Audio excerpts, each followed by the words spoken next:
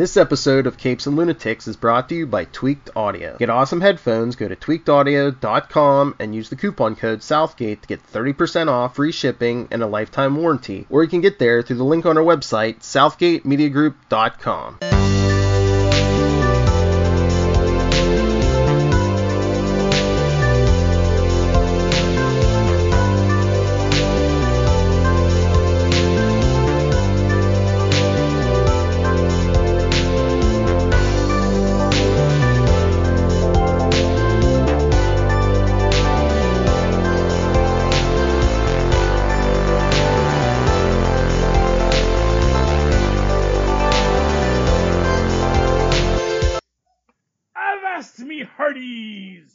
Welcome once again to Full Stream Ahead. I'm your captain, Charlie, the Professor Esser, and with me as always is me first mate, me skinny rich friend. It's Mozz. Hey Mozz, welcome back to Full Stream Ahead. Tonight's episode, The Mandalorian, Chapter 2, The Child. Target in hand, the Mandalorian must now contend with scavengers. Our director this week is Rick Famuyiwa. Jon Favreau, once again. What? What, you gentlemen? Jon Favreau gets our written by again and our created by again. George Lucas, he created these characters that is all based on. And yeah, I like this. This is a nice one. Really, only a couple people in this. We have Pedro Pascal, of course, as our Mandalorian. Nick Nolte is Keel's voice. And Misty Rosas is the performance artist giving life to Keeley. And then we have Stephen Jackson Powers Jr. as our Jawa Elder. I guess Grief Karga makes an appearance in this, although I don't quite remember him. The Mandalorian, he's got his Yoda in tow, goes back to his ship, and there's a bunch of Jawas. And they stripped his ship. His ship is on cement blocks. Yeah, well, he left it in a bad neighborhood. Let's be honest with you. Did not go to floop. You gotta floop floop. Especially, as the guy said in the first episode, oh wow, this is what do you call it, a Razorback or a... It's apparently a classic. It's a pre-Empire classic ship. Cherry mint condition. Man needed a security device on that ship, needed a fob for his ship. So, so left it parked in a bad neighborhood. The Jawas just come up and guess you weren't, because, hey man, lost scavenge. You left it. There was no alarm on it. No perimeter sensor. That was clearly an abandoned ship. And it sounds like they're in international sands. Exactly, man. And the Jawas, I love the fact that the Jawas are a spacefaring people. Because you kind of get the suggestion, maybe a little bit in the first Star Wars, that the Jawas were like unique to Tatooine. Although that does explain why C-3PO knows what the Jawas are. Although, since we actually found out that C-3PO is from Tatooine, makes sense that he would know what the Jawas are. But the fact that the Jawas, apparently those rolling fortresses probably got rockets on them too. So they take off when they gotta, I love that they were so scrappy, that this legendary figure, and just with their scrappiness and their numbers, they were able to sort of debilitate him, at least temporarily. Well, but I love that when he's hanging off the thing, they're like, just chop it off. The little spire that was sticking out, they'll just break it up, and it works. Yeah. I thought that was really cool. Well, but it makes sense because they're in a rolling fortress, Yeah. And it's like, the Jawas, they're small, but they've carved out their niche. Yeah. You don't carve out a niche like that without, building your own place and your own sense of self.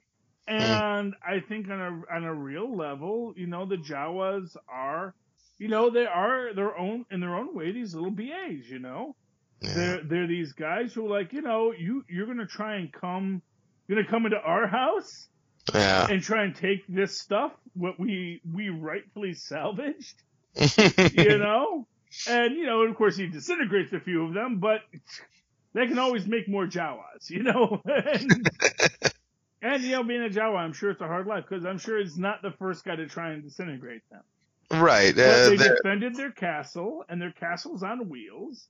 So it's like, yeah, you're kind of up the creek there, Mandalorian, unless you learn to negotiate, which is, I think, the real point of this episode. Right. It must irk him because his whole job is that there is no more room to negotiate. This is the end of the line, and he never negotiates. He has to sit there and go, no, I don't care what you want. We're not talking about this. You're coming with me. And now he has to sit there and compromise? That's not what my job is. That's not what my religion is.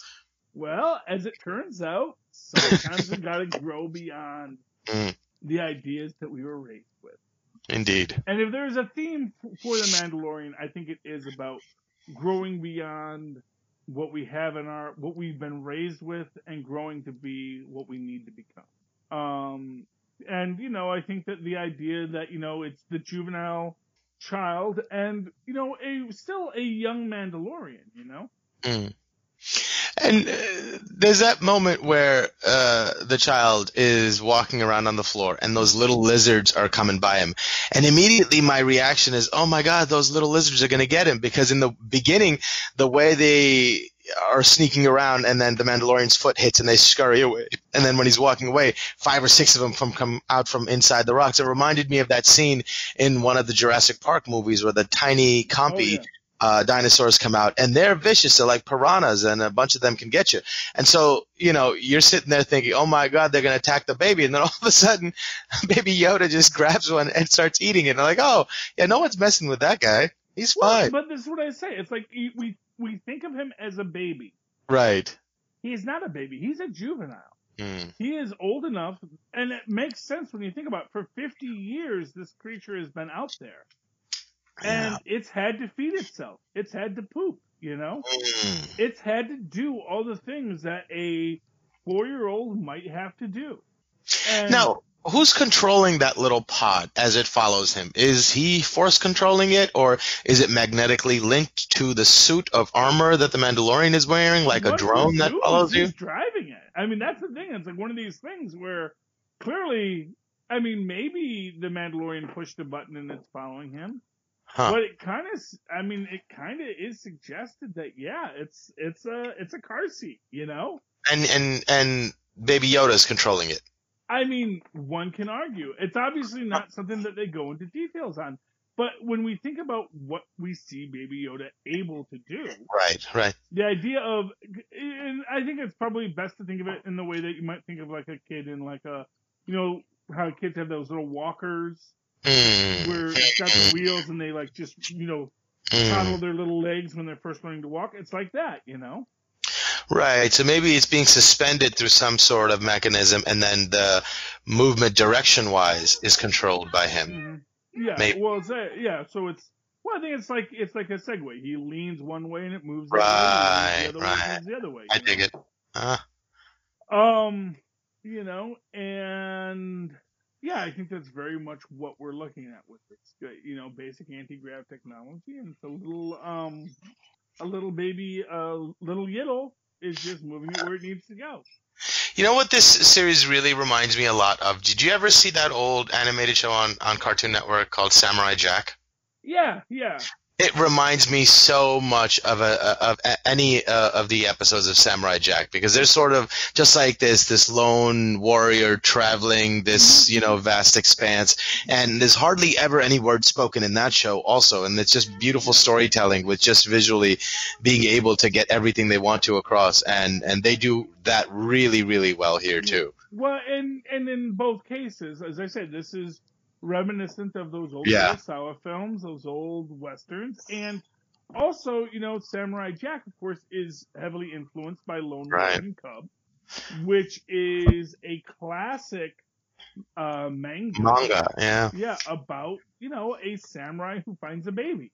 Yeah. And now they're got to wander the earth, you know, like Qui-Gon Kane, with a baby, and figure out what we do next. And that's like I said, the influences on this are very strong, and they're really beautiful, and they do very nicely. And in this particular instance, we are seeing how we have the Mandalorian with this baby, but now has to sort of get off the planet because he's got the baby, he's got the prize, but he can't. It's worthless to him unless he can get off the planet, and he needs his parts back, and Kuiil has to do the negotiation. And it's like, well, they'll take the baby. It's like, well, I'm not giving up the baby. I don't think Kuiil would have let him take the baby either. It's like, it's like, I don't have anything to trade. That's my stuff. I need it back. And they come across the idea, like, well, tell you what, if the Mandalorian can get us a Mudhorn egg, it'll give him his parts back.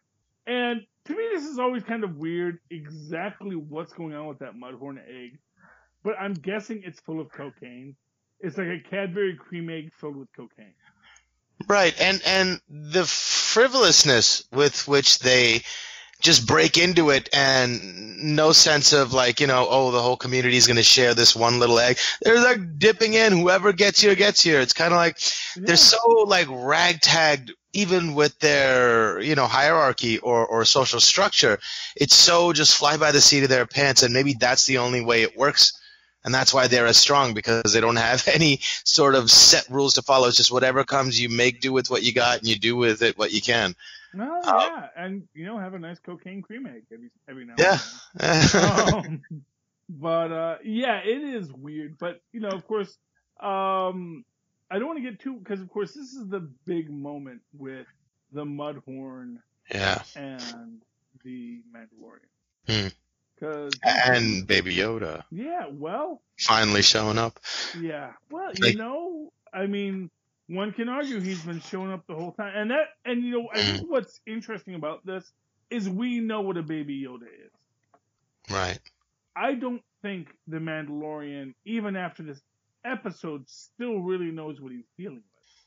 I don't think he necessarily puts two and two together that it's Baby Yoda who is force dealing with the Mudhorn. I think on a very real level, he just sees that, he's almost killed by the Mudhorn, and then all of a sudden something weird happens, and he's able to get his feet and take out the Mudhorn. I don't know, I think it kind of like gives him a look, and he sees him pointing the hand at the Mudhorn, and once he lays back is when the Mudhorn falls back down to Earth. So, I mean, I think it'd be pretty hard not to, at least in that moment, before he convinces himself otherwise, perhaps. But in that moment, I think it'd be hard not to think that moment was caused by Baby Yoda. Yeah, well, I mean, I think it's clearly, I think he can definitely see the correlation. I don't know if he quite understands the causality. I don't know if he is thinking, Yiddle has this power and this ability to manipulate things in this very powerful way. But like, if people are sending other people to kill him, and he doesn't understand why, this must elucidate that pretty easily. Be like, oh, okay, now I see why he's so valuable. There's something special about this little one. Yeah, I mean, but then again, it's also this question of, does Yiddle want him to know that? Does he want him to think that yet? And here's the thing, like when the Mudhorn is charging at Yiddle, he doesn't do anything until he, pushes him out of the way or programs a thing to move. But then, when his friend is about to be attacked, then he pulls out his force. And it looked like it must have taken a lot of force for him to do that, because he was knocked out for a couple of days, it looked like. Yeah, and that's an interesting aspect of it, because there is this, because apparently other people have come up with this idea that I have. Very few people have come to the idea that Yiddle was totally Colonel Kurtzing it with the other bounty hunters up until then. But this idea is that, once Yiddle's knocked out, that's when the Mandalorian starts acting much more like the Mandalorian. That's when he's like, okay, so now I'm going to take him back. I'm going to trade him for the money, and I'm going to go just do my job. How fascinating. Because then Yiddle is not manipulating him or not subtly influencing him. At least that's the argument, that's the implication. Maybe he's just like, causing his brain to release a little bit of oxytocin, not necessarily like thought controlling him, but just sending good feelings.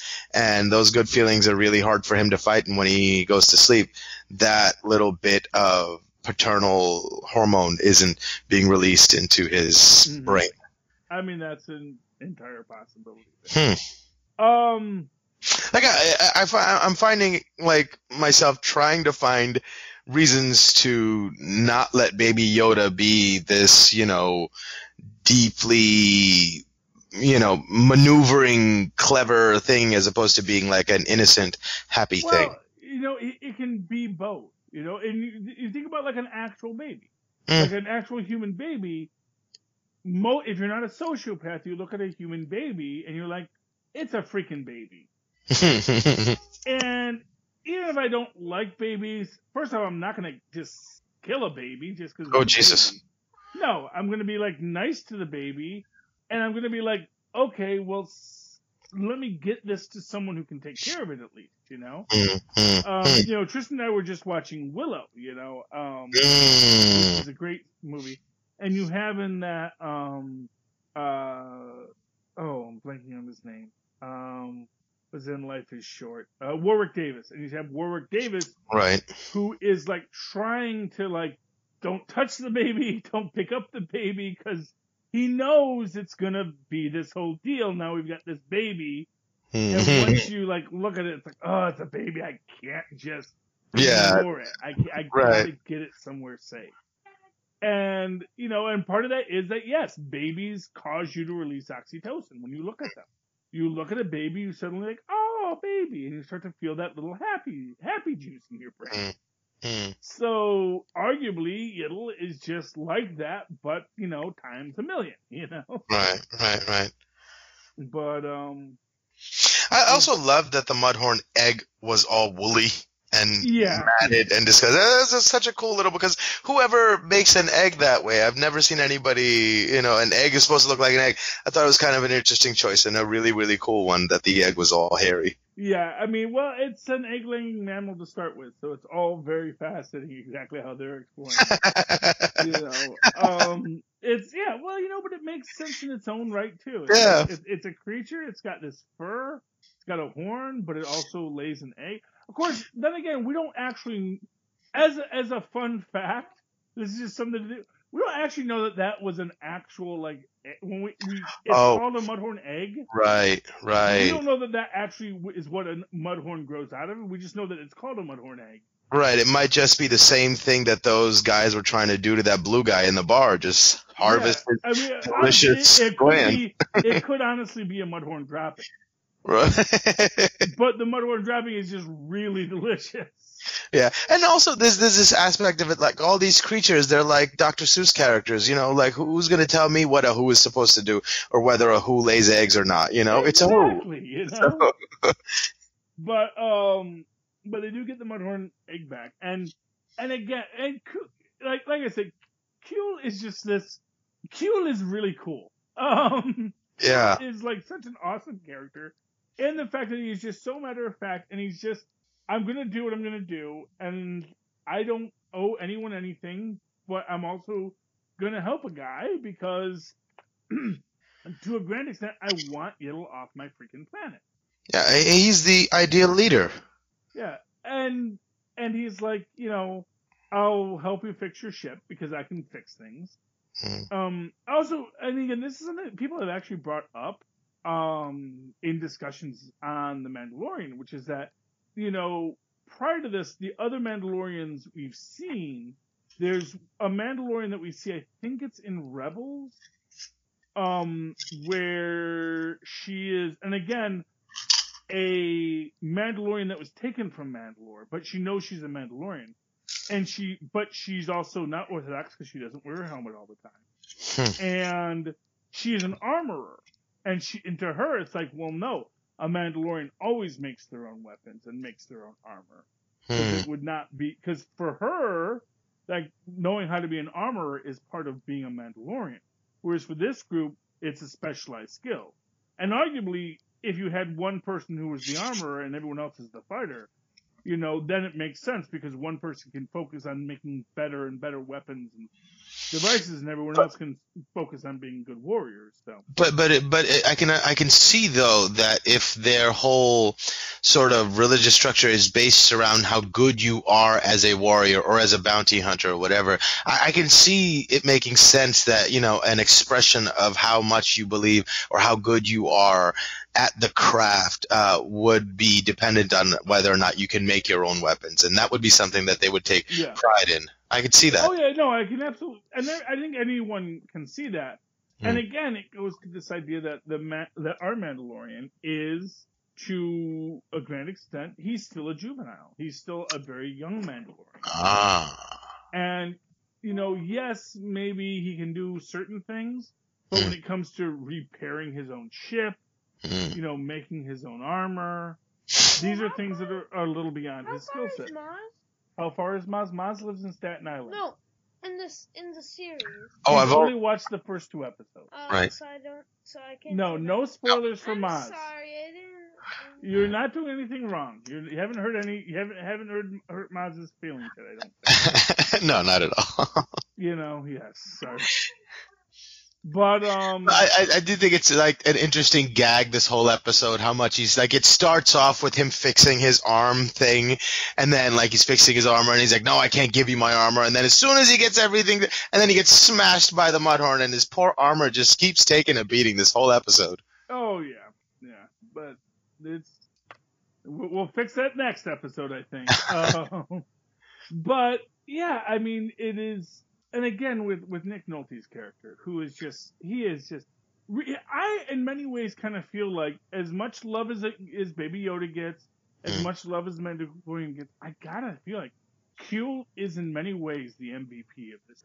I've seen a ton of memes everywhere with I have spoken. I have spoken, yeah. It's pretty popular these days. Honestly, I really think I have spoken is as powerful of a line as you're ever going to get in a series like this. And so resolute and pure of intent.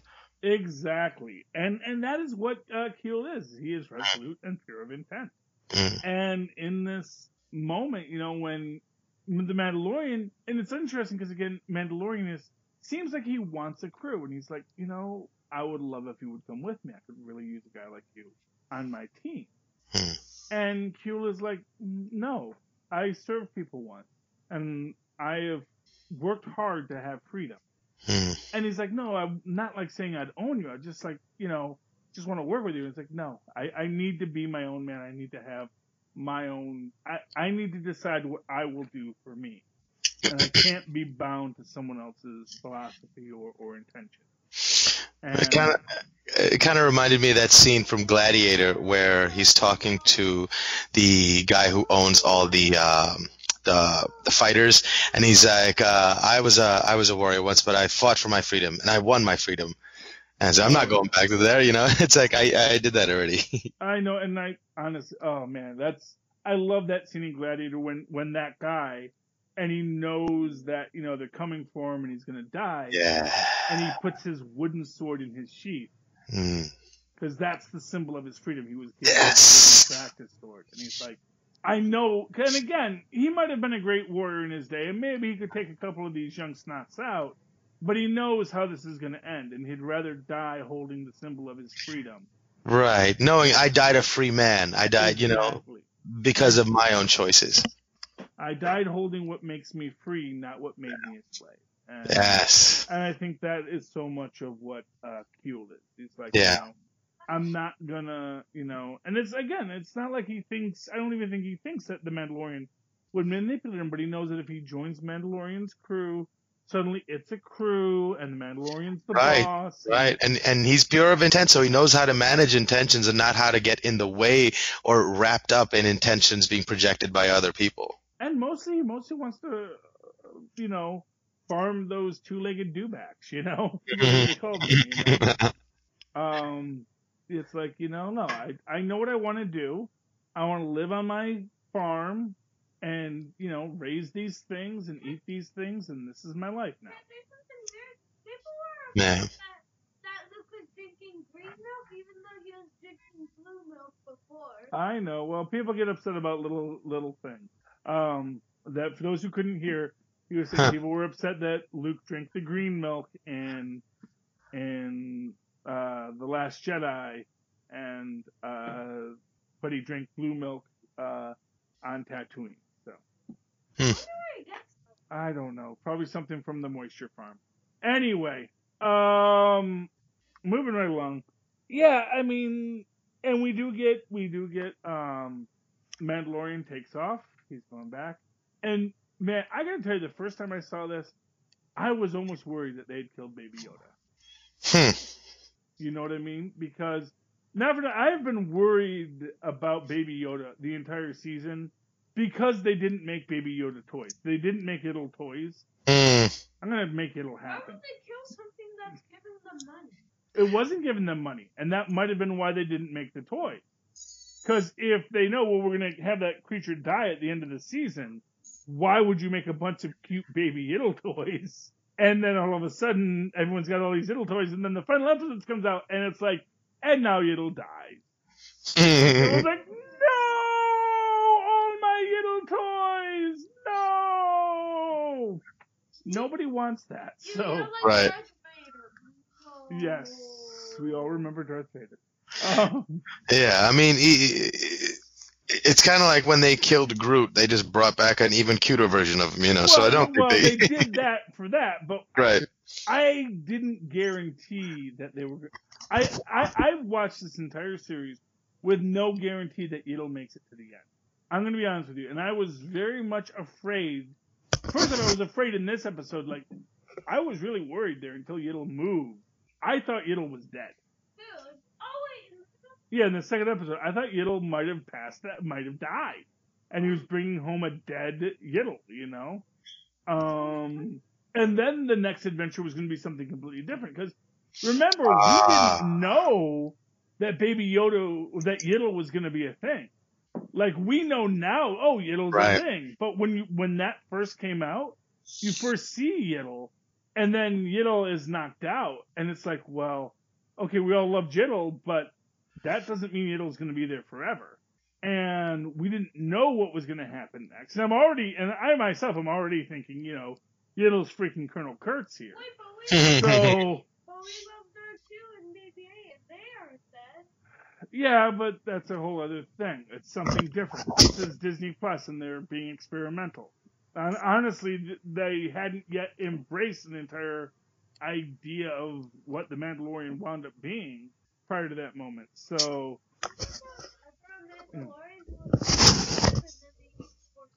well, I mean, I myself still think that Yittle will eventually become a Mandalorian. That's like my dream of this.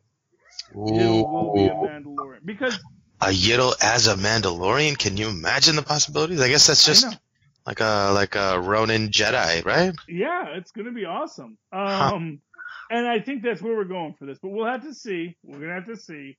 We'll see what happens next. Any final thoughts on tonight's episode, Mozz? No, I'm really digging the way it's directed. Everything about it. The cinematography is great, and the storytelling itself is really, really great. It is an amazing series. I mean, like I said, this was just, you know, Disney did it right with this one. And, you know, now I worry that I think that the biggest problem with Disney right now is we're all waiting for the Iron Fist. We're waiting for that one. It was like, oh, it's okay, but it's not really as good as everything they've done prior to this. So, yeah, I think WandaVision is going to be that for Disney. I don't know, man. I think that I can't see that working. I don't know. It just doesn't sound. That sounds like it's a flop waiting to happen. Especially, I heard some quote by the girl who plays Wanda, that it's going to be sort of like their attempt at doing like a sitcom, you know, show. I was like, oh, that sounds horrible. Well, but we'll see. I guess. Well, I guess what I'll say is, and this is to me, it's like it's as Little Hellfire would say, it sounds like something Charlie S would like. Because yes, it is going to be a sitcom, but it's going to be a sitcom that leads into the multiverse of madness. Yeah. And knowing the history of the Scarlet Witch character, there's so many dark twists that I think it's going to be, yes, it's going to be a Hi Honey, I'm Home kind of 50s sitcom, but there's going to be this darkness deep within it. Like, almost kind of like, if you ever saw, was it Welcome to Pleasantville? Or basically Tobey Maguire and Reese Witherspoon get stuck in like a 1950s.